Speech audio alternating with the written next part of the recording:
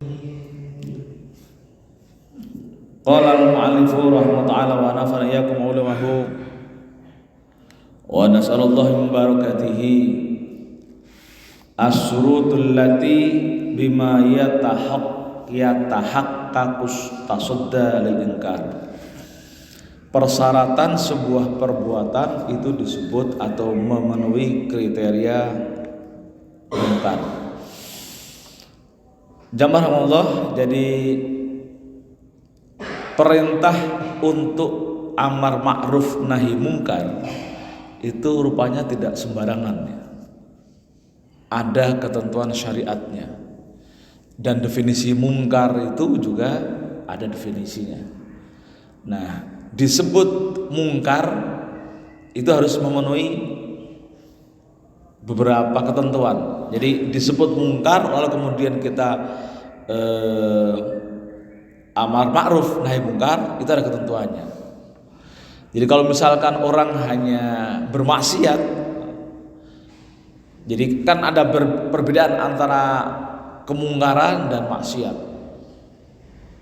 Kalau orang meninggalkan sholat itu disebut maksiat. Orang meninggalkan maksiat. Nah, tapi kalau dia sudah ngajak-ngajak melakukan maksiat, itu namanya mungkar.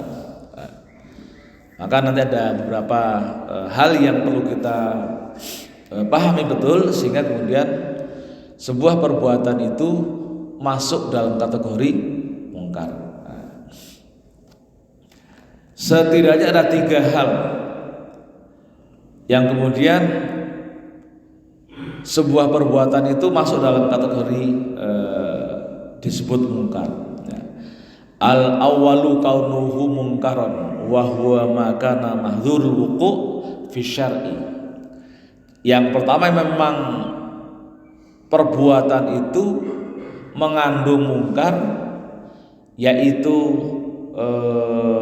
ada pertentangan atau bertentangan secara jelas, bertentangan dengan syariat. Jadi memang syariat menyatakan mungkar. Jadi misalnya begini,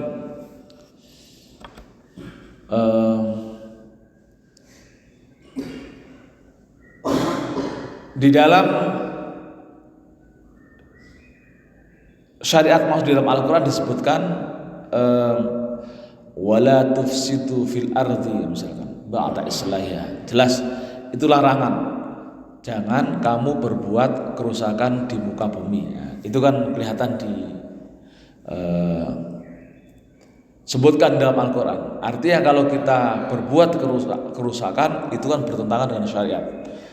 Atau orang melakukan zina misalkan, itu jelas itu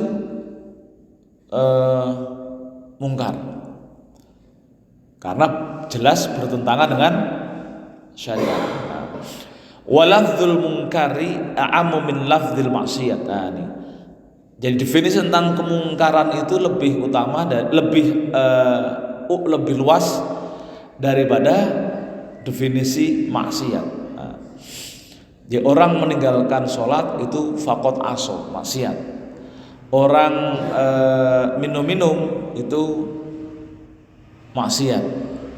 Tapi kalau ngajak orang minum-minum menjadi mungkar.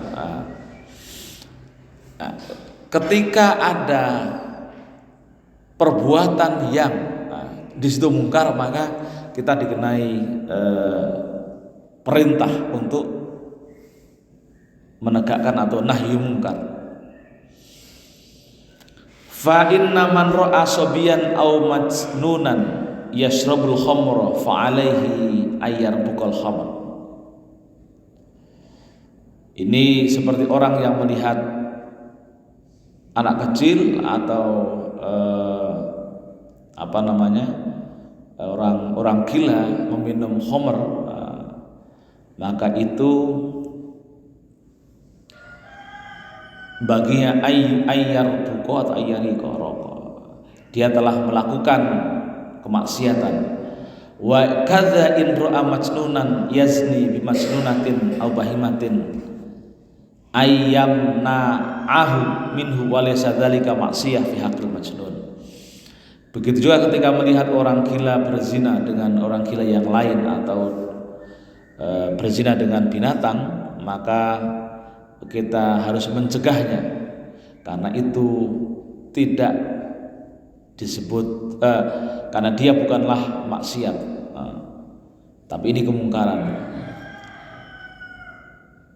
Walayah tasul mungkar bil kabair. Penyebutan mungkar tidak spesifik di dosa-dosa besar saja. Kan kita ada beberapa definisi dosa besar dan dosa kecil. Nah, dosa besar itu seperti kemusyrikan, dosa besar.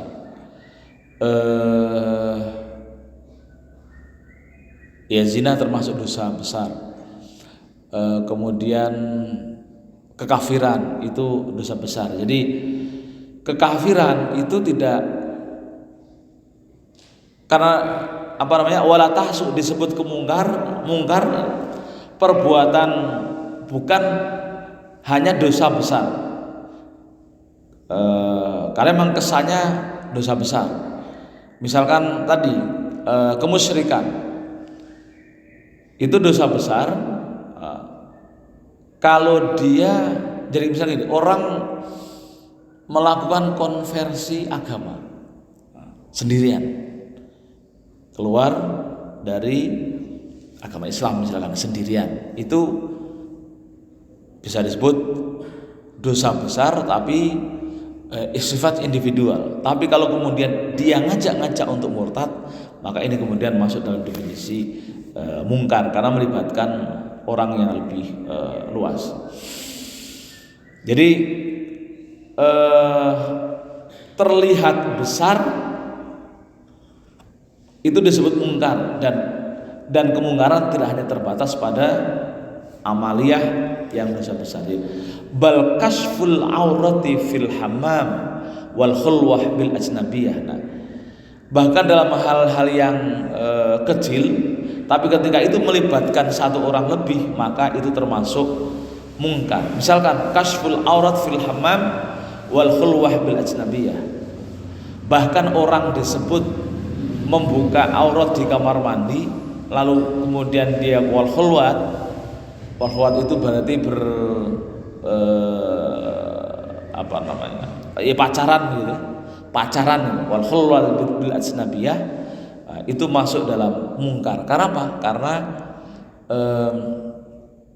sudah melibatkan orang lain.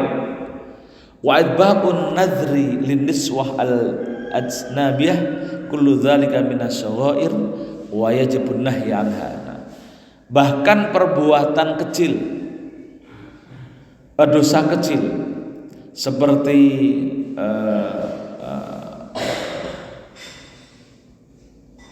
melihat perempuan yang ajnabiyah, artinya perempuan yang haram dilihat, haram dipentelengi, kullu dzalika minasy-syaghair wa yajibun nahyu anha. Jadi ini hanya masalah definisi mungkar. Jadi yang jelas, ketentuan yang jelas disebut mungkar adalah dia bertentangan dengan syariat, jelas itu, tidak perlu ditafsirkan. Jadi kayak misal gini, di Quran itu ada ayat, misalkan itu perintah la tattakhidul kafirin auliya, misalkan ada ayat perintah, ayat yang memerintahkan jangan sampai memilih orang-orang kafir sebagai pemimpin. Nah, misalkan begitu. Itu firman Allah tapi interpretable. Interpretable itu masih ditafsirkan, masih punya ruang maksud yang lain. Itu terlihat haram atau dilarang memilih pemimpin yang berbeda agama, tapi terjadi perdebatan. Nah, kalau yang seperti ini, karena ulama juga berdebat dalam hal definisi pemilihan pemimpin yang berbeda agama, maka itu tidak masuk dalam kategori disebut mungkar. Kalau misalkan ada orang misalkan kampanye pilih calon A misalkan karena dia berbeda agama, itu tidak masuk kategori mungkar. Karena apa? Karena interpretable, masih terjadi perdebatan di kalangan ulama. Nah, jadi pastikan jelas itu bertentangan dengan syariat. Ya kayak misalkan hal-hal yang haram, misalkan hurimat alaikumul maitatu wad damu wa lahmul khinzir misalnya. Itu kan jelas tuh. Kalau bangkai darah sama makan babi, daging babi misalkan. Lalu kita ngajak-ngajak, atau ada seorang muslim yang jualan daging babi misalkan, nah, itu karena jelas haram secara syariat, maka itu termasuk mungkar. Maka kita sebagai muslim harus mencegah, wa nahyu anil munkar. Jadi itu definisi mungkar yang pertama. Jadi terlihat jelas pertentangannya atau bertentangan dengan syariat. Yang kedua, ini yang menarik, ayyakunal munkar zahiran bi ghairi tajassus. Perbuatan mungkar itu dilaksanakan secara terang-terangan. Bukan produk tajassus itu bukan produk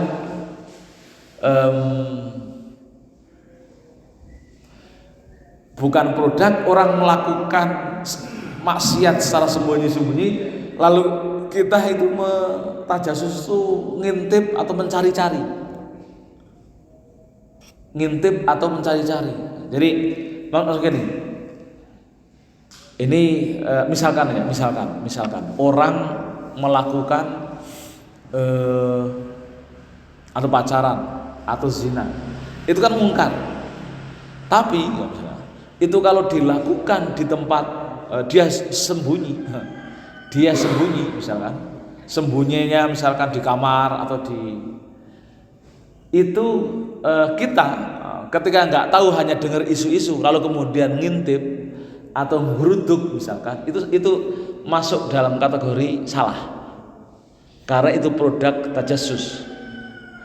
Jadi kalau dalam bahasa hadis itu begini, wa asaddul asyan al mujaharah.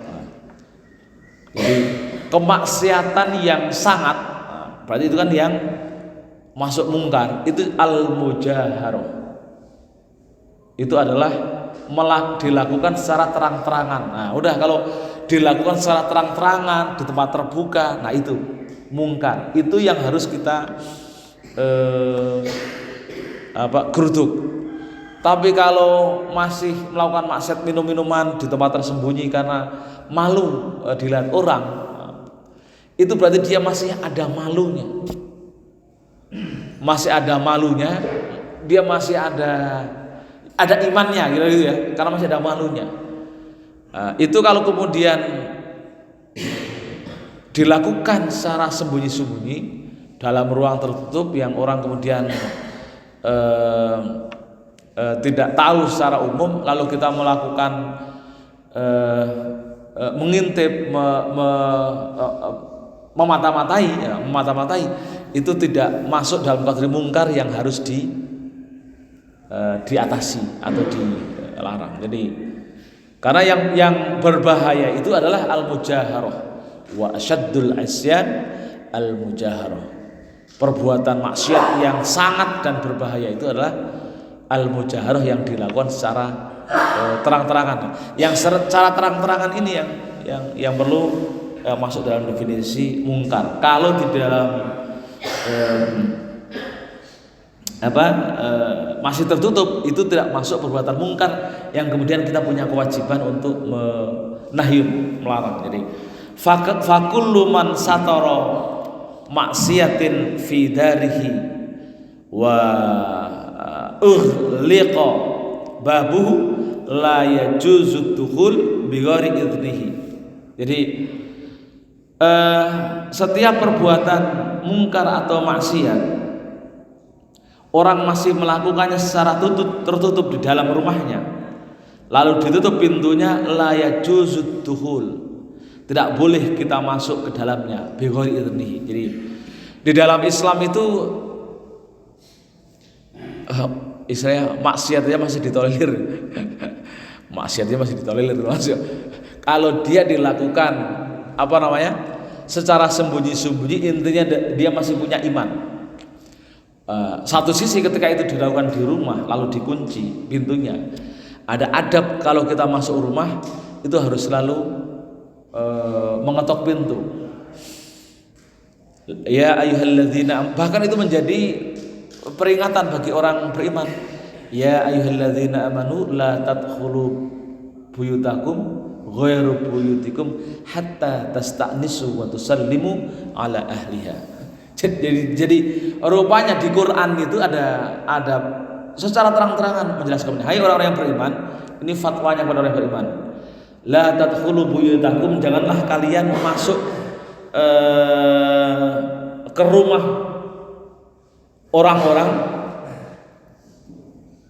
hatta tasta'nisu wa tusallimu, sampai kalian diizinkan, wa tusallimu ala ahliya, sampai kalian diizinkan oleh pemilik rumah untuk masuk rumah.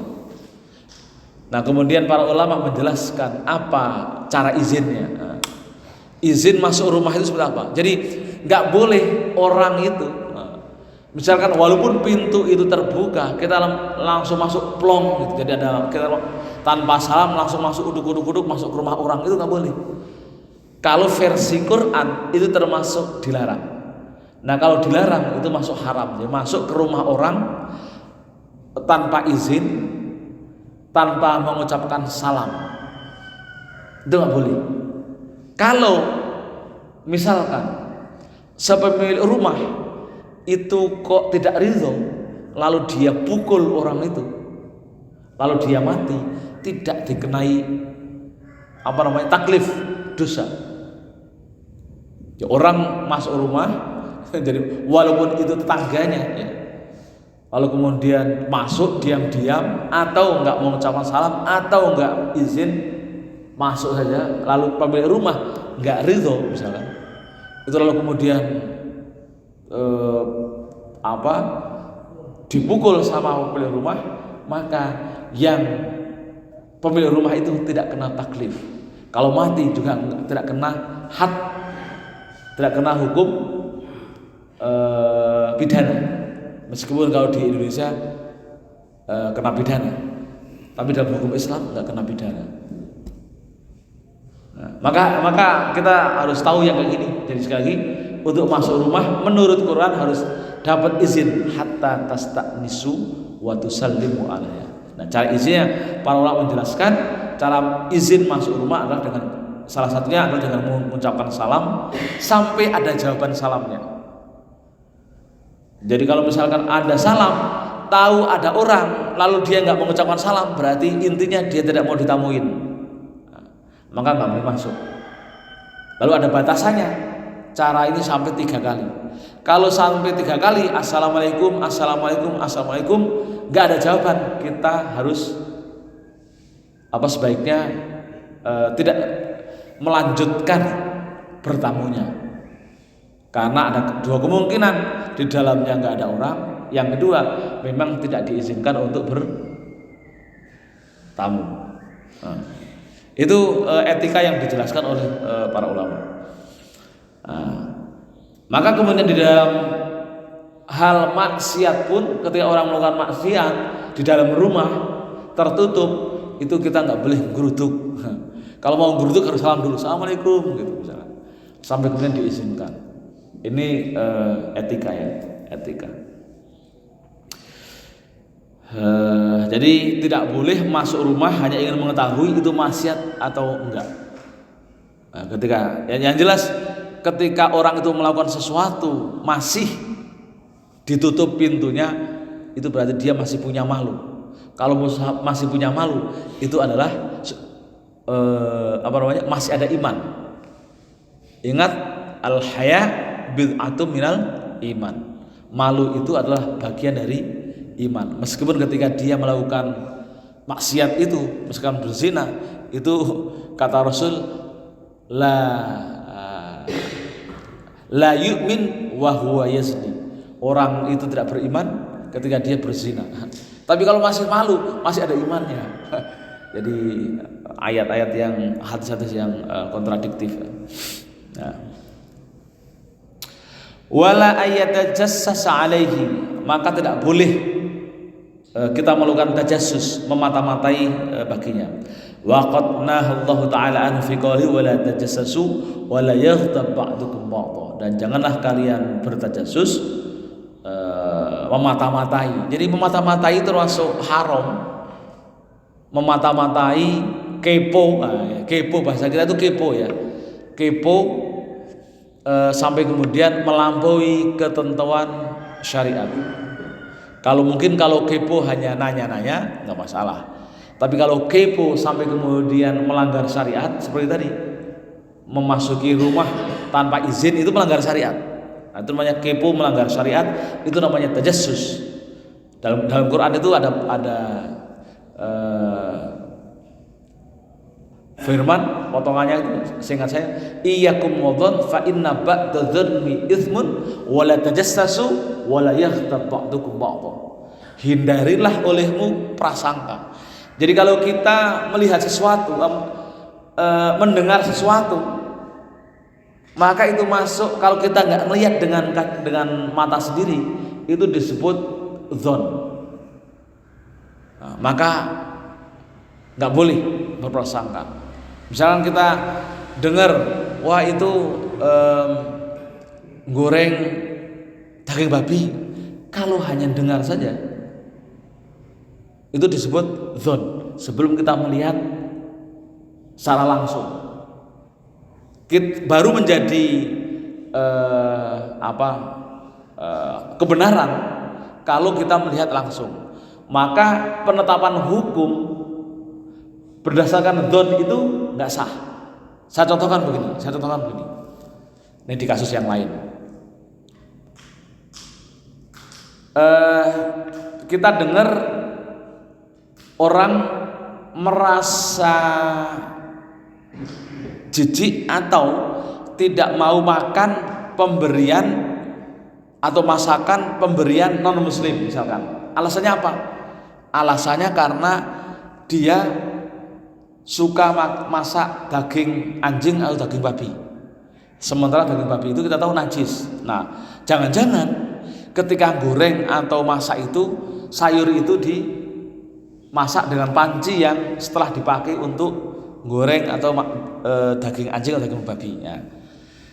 Nah, keputusan hukum untuk tidak memakan, bahkan mengatakan haram memakan makanan masakan pemberian saudara kita yang beragama lain,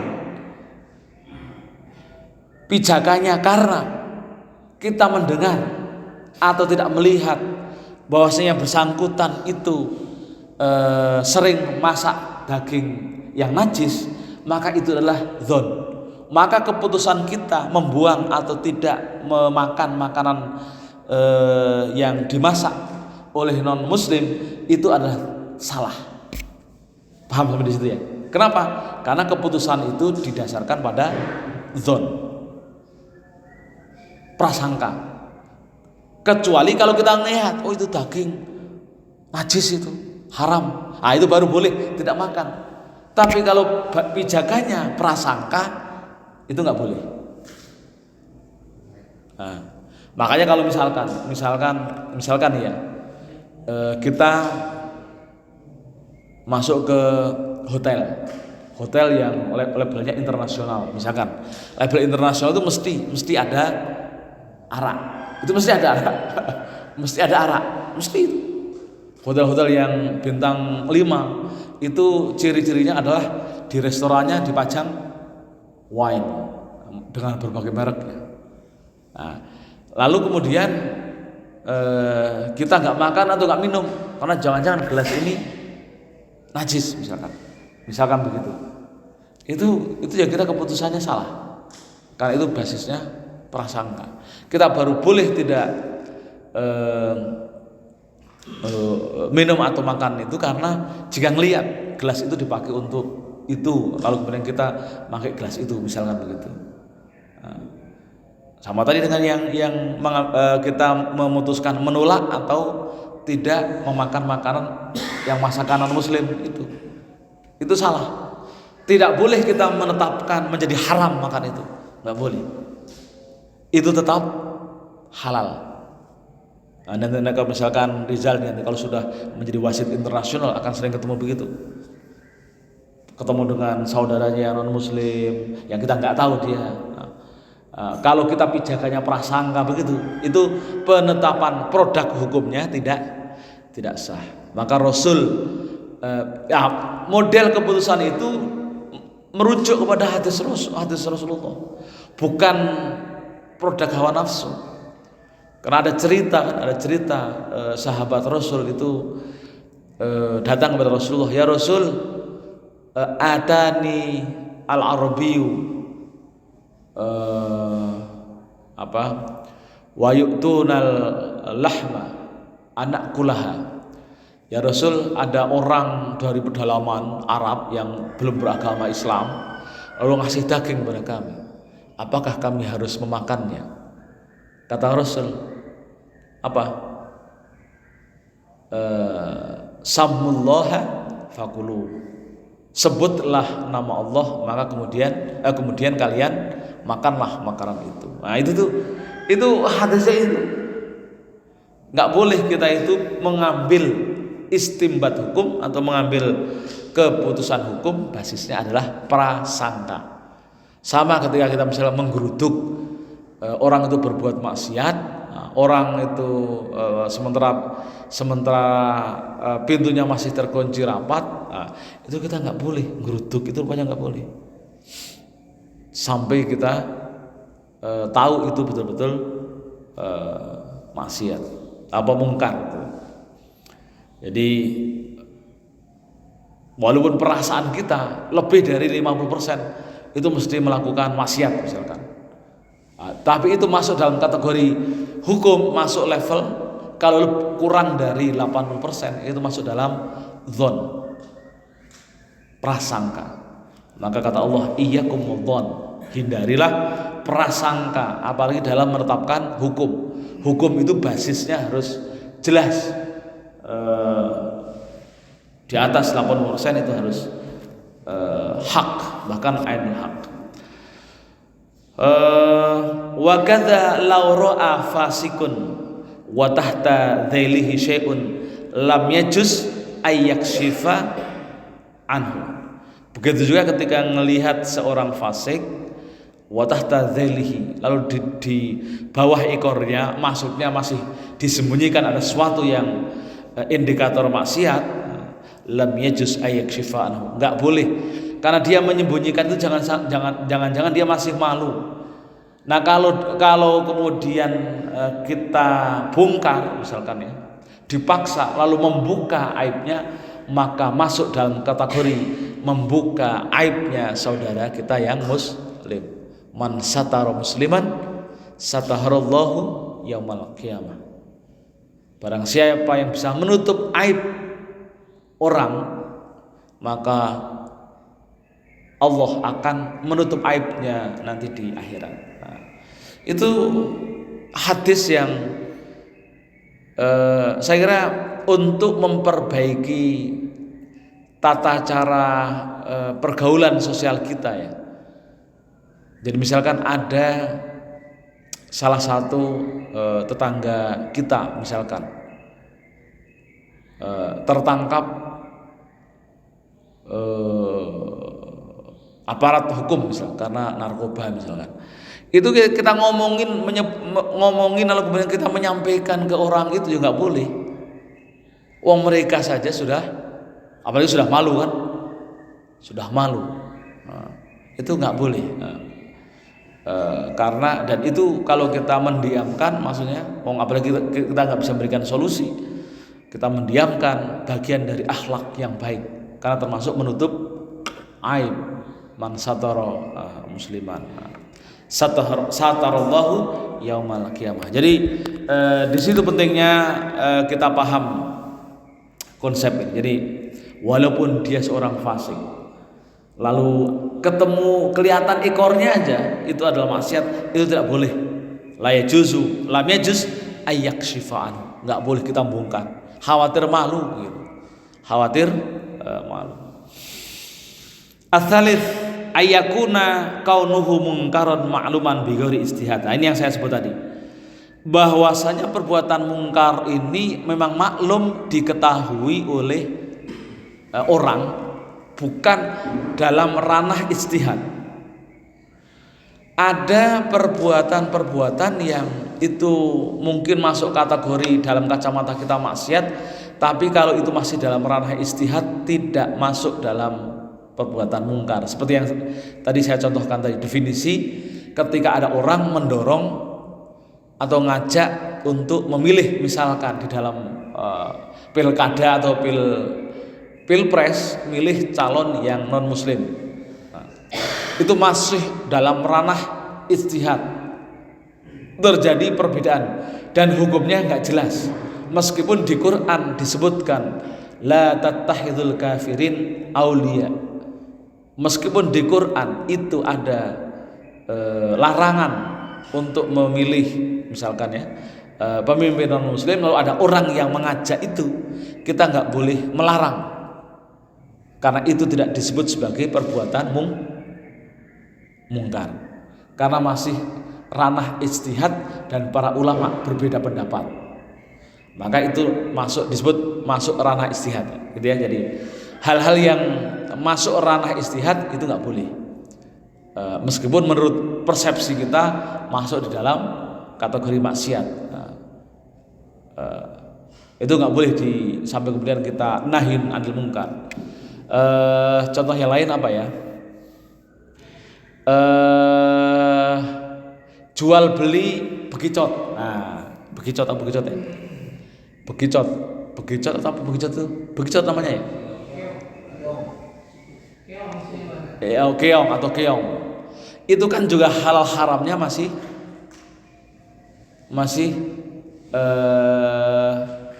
ranah ijtihad. Ada yang menghalalkan, ada yang mengharamkan. Itu juga kalau misalkan ada orang bisnis jualan keong atau begicot itu ya, itu juga tidak boleh kita melarang itu, karena hukumnya masih ijtihad. Nah, beda kalau misalkan homer, udah jelas seorang muslim jual homer misalkan gitu ya, itu harus kita larang, nahyun anil mungkar. Nah, karena jelas status hukumnya. Nah, kira-kira begitu. Jadi tidak masuk dalam ranah ijtihad. Fakullu ma huwa fi mahal ijtihad fala nukron fi. Segala sesuatu yang masih masuk dalam keputusan ijtihad maka bukan termasuk kemungkaran. Falaisa lil Hanafi ayyunkaru ala Syafi'i, dan juga bukan termasuk misalkan pendapat salah satu imam yang ditolak oleh imam yang lain, itu juga bukan masuk kemungkaran. Misalnya begini, para ulama itu kan memang selalu berbeda pendapat. Pendapat ulama yang ditolak oleh ulama lain itu tidak masuk dalam kategori atau definisi mungkar, ya, karena itu masih dalam ranah debatable. Nah, ini penting. Bahkan kalau kaidah ulama, kaidah yang disepakati oleh para ulama tentang produk ijtihad ulama yang lain itu tidak saling membatalkan. Al ijtihadu la yunqadu bil ijtihad. Ijtihad ulama satu itu tidak boleh dibatalkan oleh ulama yang lain. Contohnya apa ya? Rokok. Misalkan rokok itu kan tidak ada hukum yang jelas tentang status merokok. Ulama yang lain mengatakan haram, ulama yang lain makruh, ulama yang lain mengatakan mubah. Nah, ini ranah perdebatan. Jadi kalau orang jual rokok atau orang ngerokok, kalau saya berpendapat rokok itu haram, nggak boleh mengharamkan atau melarang orang yang ngerokok untuk tidak ngerokok, karena itu bukan kemungkaran. Kenapa? Karena masih produk perdebatan. Nah, orang yang mengatakan rokok makruh, kalau sekelompok ulama itu makruh, itu tidak bisa dibatalkan oleh sekelompok ulama yang mengatakan itu haram karena semua sudah dilakukan dengan kajian yang tuntas. Jadi gitu. Wa falaisal hanafi ayyunkara ala ayyunkiru ala syafi'i ma huwa min majar istihad yaknil masail al-mukhtalaf fiha bainal a'immah. Karena itu masuk ranah perdebatan atau perbedaan para umat. La ya'lam khata'ul mukhalif qat'an bal dhannan. Kenapa? Ketika sudah jadi perdebatan maka pada hakikatnya kita tidak tahu status hukum itu secara pasti, maka masuk dalam kategori status hukum yang dzon. Maka nggak boleh kita lagi-lagi memutuskan berdasarkan cara berpikir yang masih levelnya dzon. Jadi gini, dalam status hukum itu ada tingkatan hukum. Jadi ada namanya waham. Kalau waham itu prasangkanya lebih besar, maka statusnya kalau bahasa Indonesia namanya asumsi. Prasangka tapi tidak berdasarkan data. Itu si A itu mabukan, tukang minum. Padahal baru melihat mungkin nongkrong di diskotik, belum minumnya. Itu namanya waham. Level kebenarannya hanya 25%. Nah, kalau mengambil keputusan berdasarkan pikiran yang waham itu bahaya ini. Karena kebenarannya 20%. Ada cerita seorang wali yang setiap hari itu nongkrong di diskotik. Saya lupa namanya tuh. Seorang wali yang kira-kira sering nongkrong di tempat-tempat maksiat, kayak anggap kafe atau diskotik gitu. Setiap hari itu bawa botol isinya air putih, yang dingin sekali. Lalu Imam As-Sadzili, ini seorang wali juga, ketemu sama orang itu, ngelarang gitu. Lalu tanya, apa dasarnya Anda melarang saya? Nah, gitu. Padahal juga wali juga. Wali juga, cuma dia wali yang spesifik beredar di kafe-kafe. Maka gayanya gaya preman, lalu kemudian bawa botol terus, air putih sebenarnya, air putih, tapi biar bergaya sama. Nah, lalu kemudian sering dikasih, misalkan yang sering tuh dikasih es yang dingin gitu kan, sehingga tangan itu terasa dingin. Karena orang kalau minum itu dipegang itu dingin. Maka terjadi perdebatan antar para wali. Siapa ya? Kenapa? Karena orang yang wali ini kan sempat nanya sama Allah, ya Allah, kira-kira saya kalau di surga itu ditemenin siapa? Ada cerita itu. Ditemenin siapa? Lalu melalui ilham atau malaikat diinformasikan kalau yang nemenin kamu di surga itu ini. Rupanya orang ini sering mondar-mandir anggap diskotik atau kafe itu. Anggap enggak mau dia.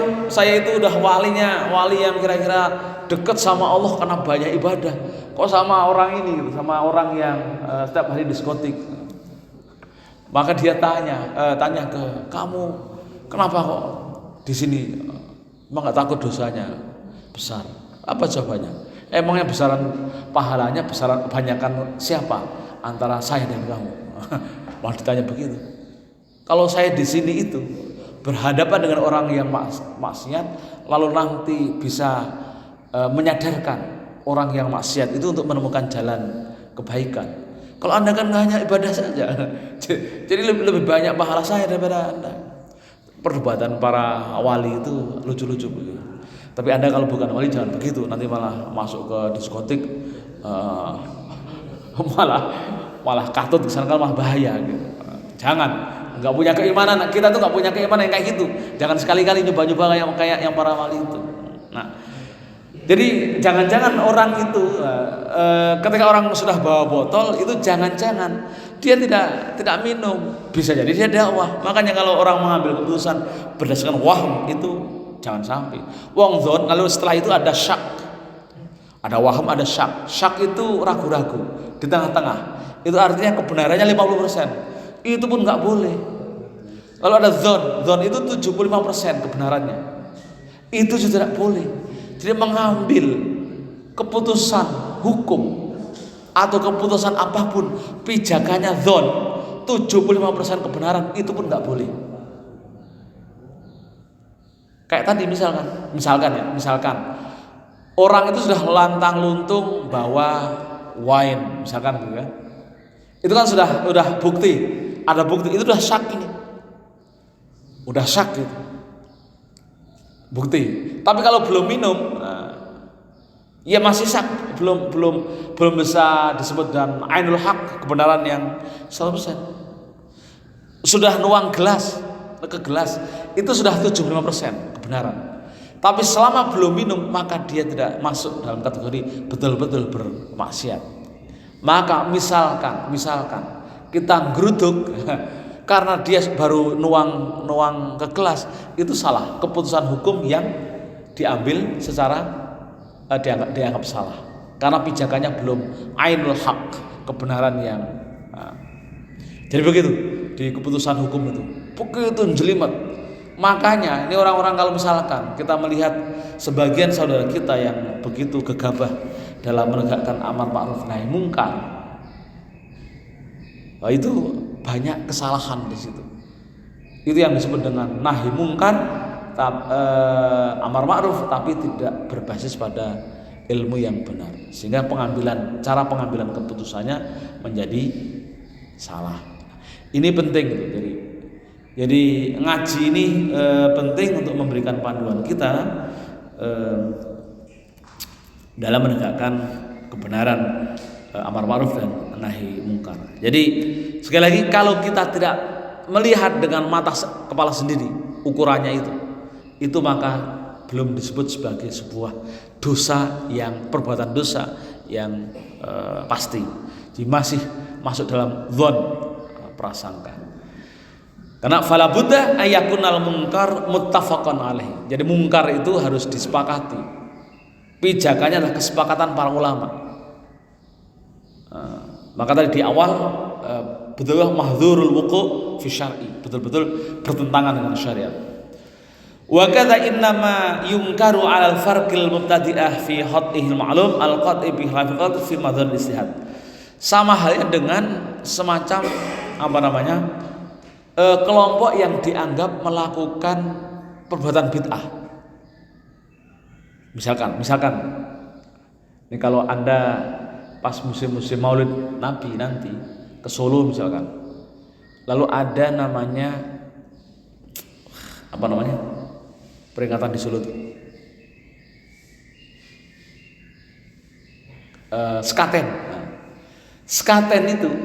Sekaten itu kan bagi kelompok tertentu akan dituduh sebagai perilaku bid'ah karena syukuran tapi dikemas dengan ya bid'ah, dianggap bid'ah. Rebutan makanan lalu dianggap berkah, kan gitu ya. Ngejar-ngejar Kiai Slamet, kebo yang digelar Kiai Slamet itu, tapi sekarang udah mati itu kebonya, misalkan begitu ya. Lalu mengagung-agungkan tombak, misalkan gitu ya. Itu kan terlihat bid'ah, tapi bid'ah menurut farkul kelompok yang lain yang tidak sefaham, itu masuk dalam ranah madzhonul istihad, masuk dalam ranah istihad yang levelnya level prasangka. Tidak boleh kita menganggap itu sebagai kemungkaran yang harus dilarang, yang harus dicegah, karena itu masuk definisi apa tadi? Madzhonul istihad, ranah istihad yang belum jelas itu mungkar atau tidak. Jadi begitu. Jadi hal bid'ah saja, kalau itu belum disepakati itu bid'ah, tidak masuk dalam kategori mungkar. Wallahu a'lam bishawab. Gitu ya. Demikian, mudah-mudahan bisa dipahami. Kurang lebihnya mohon maaf jika ada yang mau didiskusikan, dipersilahkan.